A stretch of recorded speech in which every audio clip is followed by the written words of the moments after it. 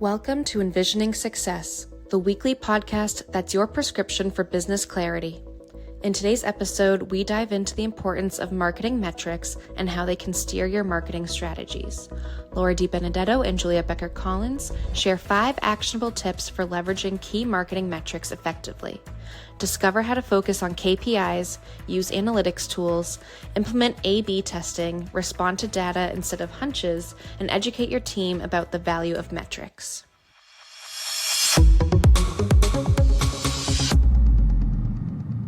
Welcome to another exciting episode of enVisioning Success. And this is Laura and Julia, and we are punchy in the green room because why not? And today we're talking about, those stupid haircuts where like these young kids, these kids today, they've got Get off my lawn. This haircut that it's like they wet it, poof it out, and then they put the hat on it. It looks like that weird sandbox. You remember the green sandbox of the turtle? Yeah, it's not cute. We all did this. We were talking about this because my hair was like all messed up. And I looked like one of those emo kids with my head permanently tilted because can't mess up the bangs. Lord. Anyway, welcome to the show. We're excited to have you here. Julie and I have fun recording this podcast. Hopefully you have a hell of a lot of fun listening to it. I'm convinced that our outtakes are much funnier than the show itself. I would agree.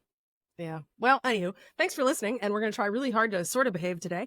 And today we're going to talk about marketing metrics. It doesn't get any more boring than that. So we're really going to have to try to be interesting. Like the least sexy topic ever. Oh, metrics and data. Fascinating. Yeah. No. Who came up with these topics? I feel like... Well, listen, just because it's good for you doesn't mean it's fun. I take my vitamins every day. I'm supposed to, but no, it's not very fun. Feeling good is fun, though. And being rich is fun, which is why we talk about boring stuff like metrics and data and analysis. Oh, boy. True. Metrics and data and analysis. Oh, no. What is it? Oh, my. Yes. Oh, my. Oh, my. Mm-hmm. Anyway, listen, guys, you know what? The show is sponsored by Vision. That's the company we own. And we've been at this for 25 years. We love helping people be successful in marketing. It's a privilege. It's a joy. We do love doing it. And if you need help with your marketing, just let us know. Or if you want to see us cover something really special on the show and talk about weird sandbox haircuts and stuff, we'll do that too. Like whatever you want. So just hit us up through our website. It's vision-advertising.com. Please share the show with a friend. Sharing is caring, and growing together is even better. So we've got 5 actionable tips for you today. Last episode, we decided to experiment with a new format and giving you 5 things that you can walk away with. And we're continuing that today. And this episode is all about how you can leverage key marketing metrics to steer your strategies. We want to ensure that your marketing efforts are efficient, effective, and aligned with your business objectives. So we've got 5 awesome tips for you. They're going to help you to basically accomplish great stuff and make sure that these boring little things that you have to look at become delicious, sexy, amazing, and you become a devotee of data. What? Devotee? It's a good one. I love my $5 words, okay? That's not a $5 word. Really? When was the last time you used it in a sentence? That doesn't make it a $5 word. Yes, it does. Rarity is one of the factors that adds dollars. Hey, Laura, what's our first actionable tip? Well, you got to focus on KPIs. Key performance indicators is what that stands for. If you've never heard that term before, KPIs. So you want to identify and monitor what those KPIs are that directly reflect your marketing goals. And what the hell does that mean, right? These are going to be things like conversion rates, customer acquisition costs, customer lifetime value. First thing I want to talk about is actually customer acquisition cost. One of the things that you can take a look at in, for example, like an online advertising campaign that you're running is what it actually costs to acquire a customer. If you're running a campaign and you're spending like $35,000 a month, $3,500 a month, it doesn't matter, 35 somethings a month, right? You want to know how many customers you're getting for that and what the cost actually is per closed customer. The conversion rates is going to be really important. So let's say you've got, let's do even math, because if you've heard on the show before, I suck at math, and that is very, very true. So we'll use even things that end in zeros. So let's say you spend $1,000 and you get one client. Cool. What is that customer worth to you? So what is the value of that customer over the lifetime? So customer lifetime value. But also, if you got one customer, how many people converted and actually spoke to you? So converted from the ad versus converted to buying from you. So if you spent $1,000, you got 100 clicks. So it was like $10 a click, or $100 a click. I can't math, right? 10. Yeah, it's 10, right? It's embarrassingly bad. Leave me alone. It's awful. But if you're spending like $10 a click to get these people into your pipeline, and only one of them closes, you don't actually have a $10 customer acquisition cost. You have a $100 lead acquisition cost, and you have a $1,000 customer acquisition cost. Right. That was math I could successfully do. Good job. Very bad. Hold on. For those who can't see it, I am patting myself lovingly on the back. I did good. And just so everybody's on the same page, can you define what a conversion is? And the reason I'm asking is I actually came up with a long-term client this week where they didn't understand it, even though, to be fair, we explained it many times. That's okay. If you never understood it, you're never going to understand it despite 7,000 explanations. One thing I am very, very good at is taking complicated subjects and making them super simple. So thank you for asking. A conversion rate is, did it work or not?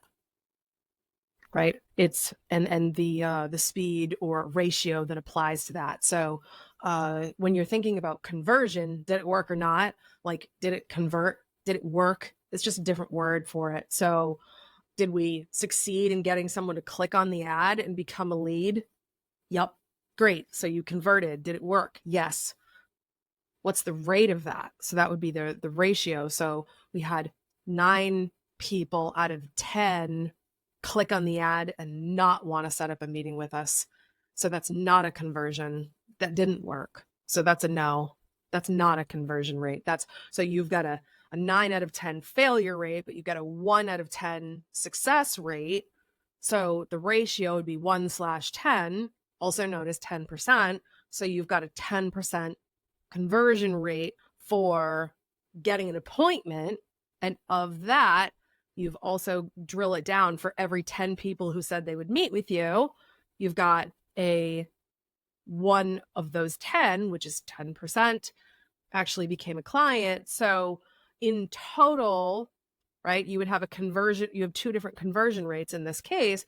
You would have an overall advertising to customer conversion rate, which is not 10%, it's 1%. Mm-hmm. But if you evaluate the middle step, which is overall ad exposures to people who said yes to a meeting, that conversion rate is actually 10% of the people who clicked. So that would be 10%. So it's all about success or failure. It's really simple. Like we think about as a conversion as we convert someone from a stranger into an acquaintance who's willing to talk to us. We convert a no, I have no idea who you are into a yeah, all right, I'll talk to you. So that's why we say conversion versus just success rate, because we are trying to convert it into something else. Thank you for the explanation for the people. Do it for the people. I live to serve, man. What's tip number 2? Tip number 2 is use your analytics tools. I feel like I'm beating the dead horse dead again. I talked about this in the last episode. So dead. It's so dead. Very dead. I feel like this is 3rd, 4th, 5th, 6th episode where I'm like, analytics are your friend. So tip number 2 is to utilize analytics tools, Google Analytics. Funny, but it's titled that, Google Analytics for Google.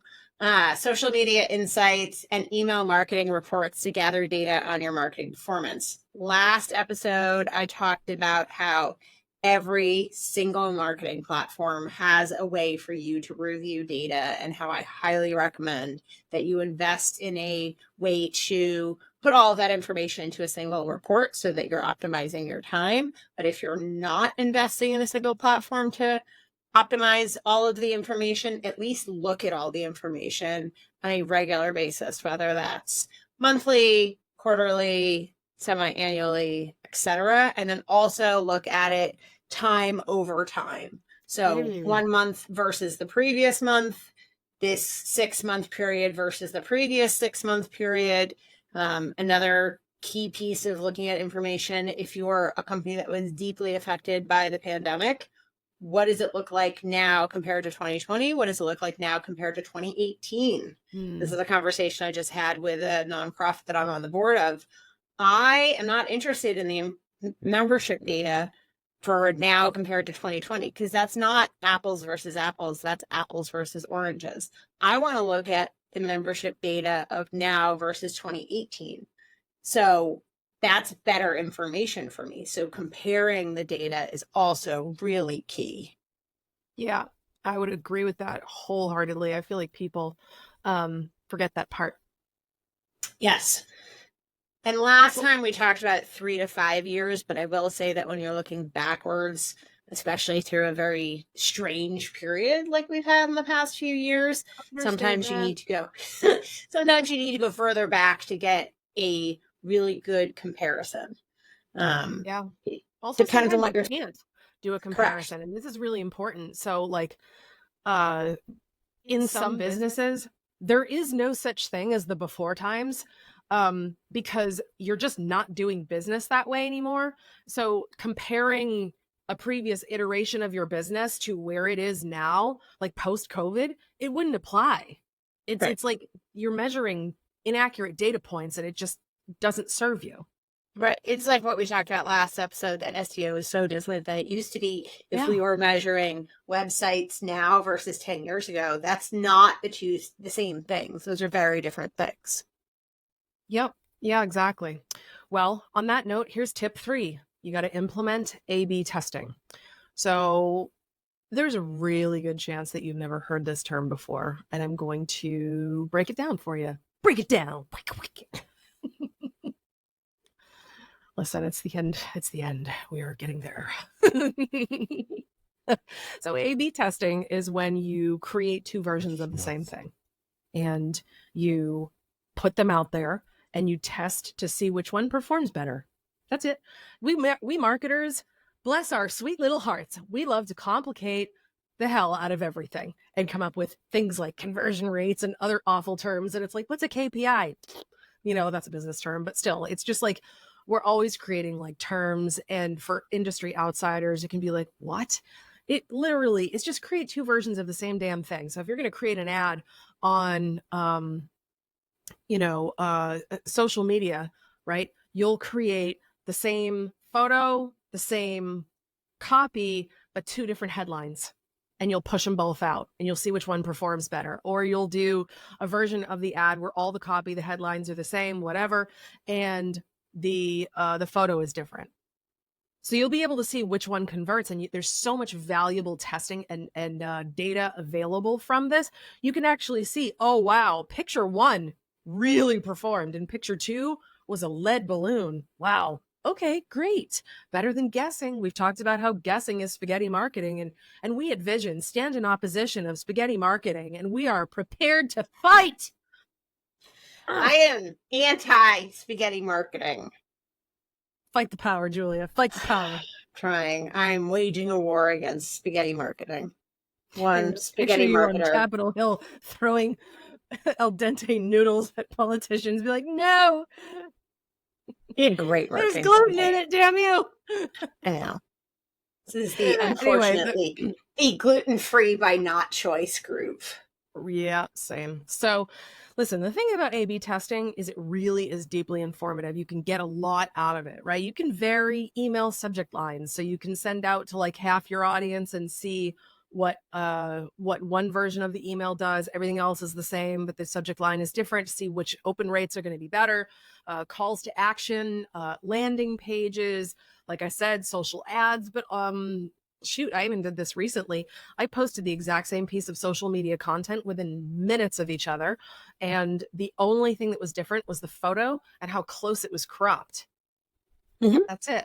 And you know what? The tighter cropped photo worked better. It also did have to do with the time when it's dropped, right? The Yep. day that it's Mhm. dropped, the Absolutely. platform you're on. Was it a holiday? Was it not a holiday? It's like you gotta look Right. at all the factors. That's true. And you know what? It's really valuable to be able to do one variable at a time. So if you're going to do A/B testing, only change one thing at a time, but keep every other variable the same. So if you're going to test for holiday stuff, let's say it's Martin Luther King Day and you want to send out an email blast. Great.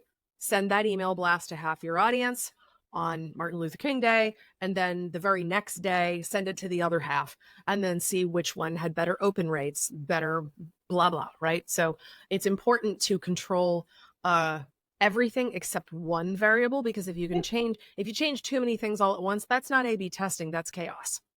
I think that when I first learned about A/B testing, I mean, it's so long ago at this point, but I had it explained to me around email marketing, and it's always stuck with me as the easiest way to dip your toe into A/B testing. You split your email list in two, and you get the exact same email blast, but you change the subject line.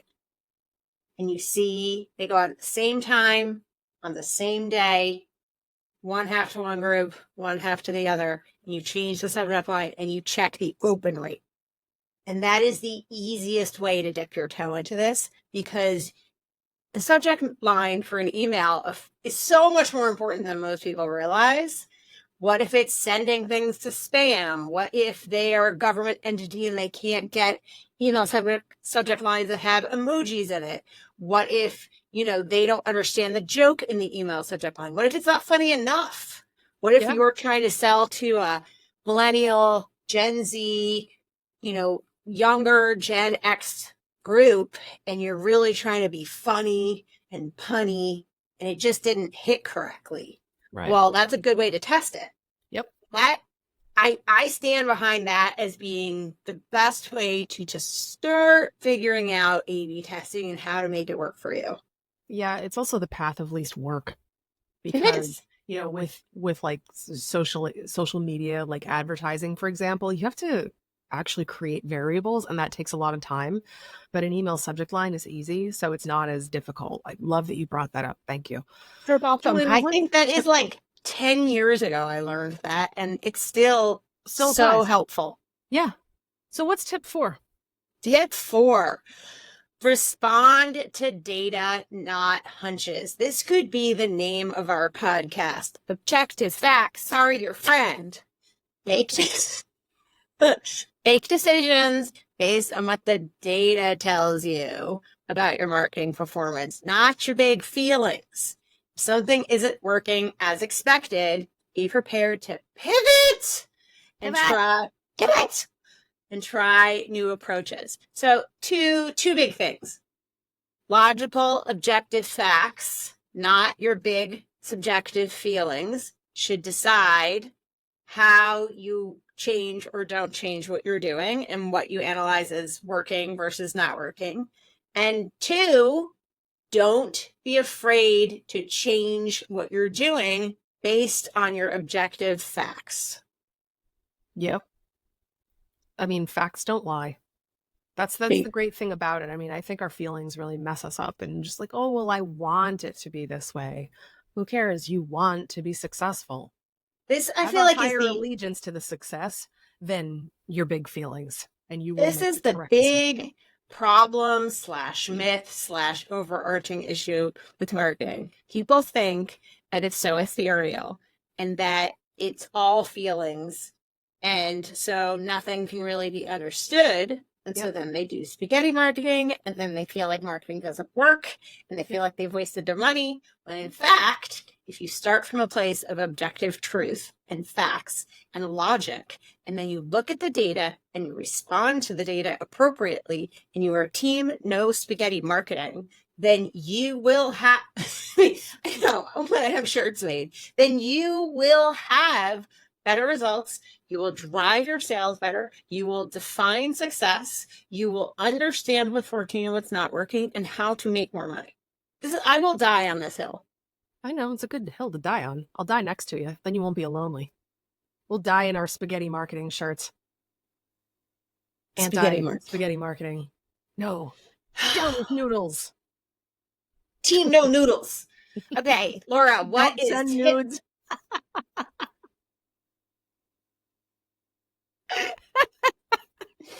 Oh, we're so dumb. Come on, man. I know, I love it. It's just like, that's it. That's the shirt. Don't send nudes. No nudes. No nudes. NOODS for everybody who's not getting it. I'm dying. Nudes, I'm going like to perish. noodles. It's been good knowing you. Thanks for joining us. We have a fifth tip for you. Hang on. Hold on. Laura, what is our fifth tip? Okay.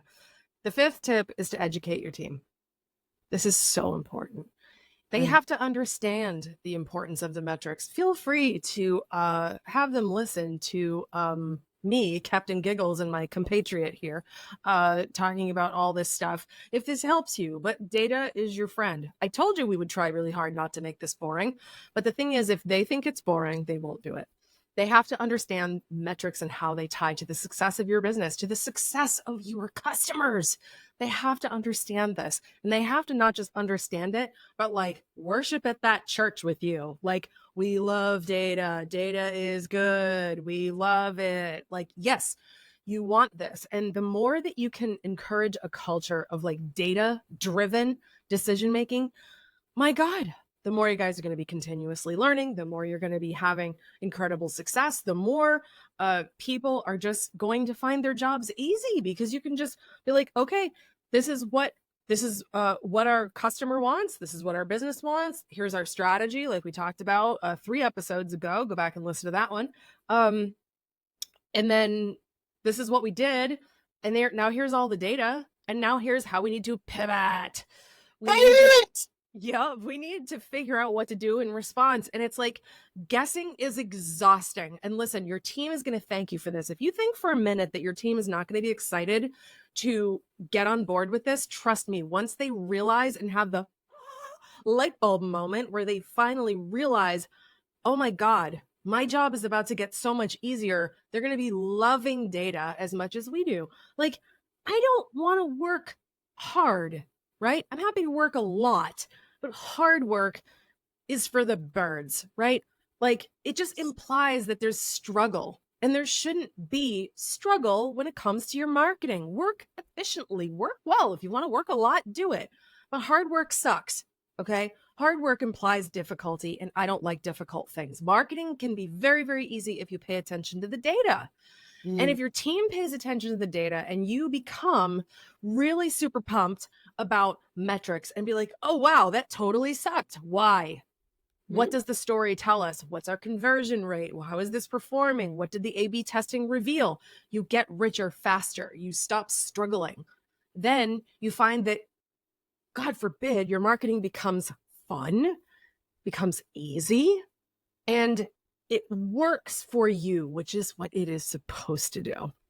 The other part of this is getting the buy-in from the team and having them be excited about it. And an example of that is when I look at the data for our marketing and I see we have a blog that our communications manager wrote 2 years ago about how to add subtitles or captions to your Instagram reel. You would think it's self-explanatory. Apparently it's not. It is one of the most popular blogs we have on the site in the past 2 years.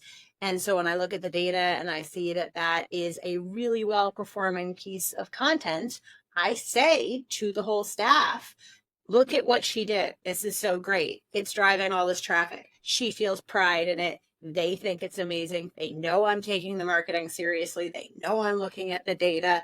And then they ask follow-up questions. So then the next month or the next quarter, when I review it again, I get questions from the staff. Oh, so what's doing well now? Have you looked to see how LinkedIn is performing, et cetera, et cetera? They want to know because they're engaged and bought into the success. It makes it so much easier when you have that buy-in. Yeah, 100%. And frankly, it like validates the work you do and all the time you put in. I mean, I think that it's very easy for the folks on our team to feel a little disconnected unless there's data. Like, because clients don't always say, hey, I got like 15 new clients because of the marketing. Like, you need data to know what's happening at the top of the funnel and the bottom of the funnel. And Don't die. I'm going to try really hard not to. We got more podcast episodes to do. You can do it. Thanks, man. So it's validating. And I don't know. I even had a client of mine call me yesterday and just let me know about the results of the work that we did like a year ago. I was not expecting that phone call. And it was awesome. And it's really encouraging because sometimes our jobs are hard. There's a lot of thankless work and just slogging. And sometimes, there's a great volume of stuff and you're wondering, am I even doing the right stuff? The data is very, very validating. And it can really like put a lot of like bounce in people's steps. So buy-in is huge. It's one of those corporate terms that I've actually come to love because it really does mean something. You want people to be all in and really excited about what you're doing. Right. Agreed. So on that note, we're going to stick a bow on this one. Thank you so much for being here. We appreciate you. This is enVisioning Success. Please share the show with someone and let us know how we're doing. Please write a review for the show on wherever you listen to podcasts. We would love to hear your thoughts. Hopefully we're earning a 5-star rating from you. If we're not, shoot us a note through our website and tell us what we could be doing better. We love feedback. We love data. So, and Julia is prepared to die on that hill. And I'm not sure that she doesn't. Tune in next time to see if Julia is still alive. TBD. Yes, exactly. TBD. We'll see you next time.